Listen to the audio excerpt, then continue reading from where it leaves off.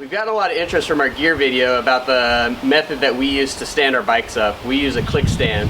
There are many alternatives to standing up a bike, one being just laying it on the ground with all of your bags. That's not always the easiest thing to do. Another alternative is a traditional kickstand that goes on the rear swing arm.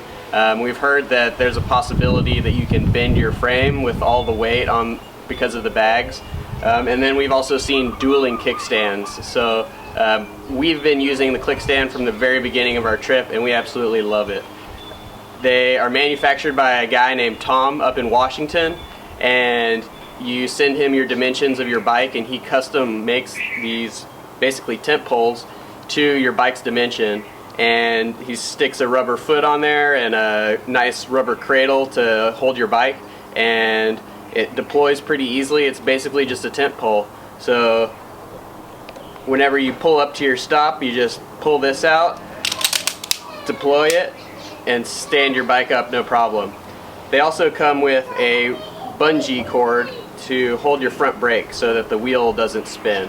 That's basically how the bike doesn't move. This is also a good short-term security measure. We like to put these on our bikes when we're locking them up outside so that our front wheel can't be pulled off real easily. When you order the rubber boot for your click stand, he'll send you extras along with extra bungee cords to hold your brakes. As you can see, mine's kind of pushed through the end, so I've just replaced it with one of our spare boots. So we wanted to show you guys kind of how the click stand works. First, you want to depress your brake lever with the supplied bungee cord that wraps around your handlebars. Sarah has her mirror here, which keeps this in place so we don't have to worry about losing these. So you first want to depress your brake so that your front wheel doesn't spin. That keeps the bike from rolling away and falling over on the ground. Then you're going to want to deploy your click stand.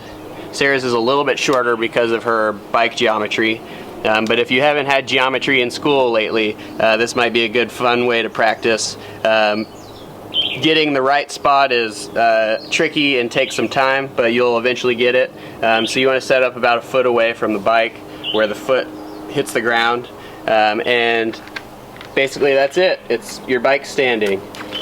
Sarah decided to go for the click stand mount to hold her click stand, so that goes right up here and just bungees in right there. So she's got it quick draw, and I just put mine in my handlebar bag, just toss it in there. The click stand itself is about $20. The mount is probably an extra $6.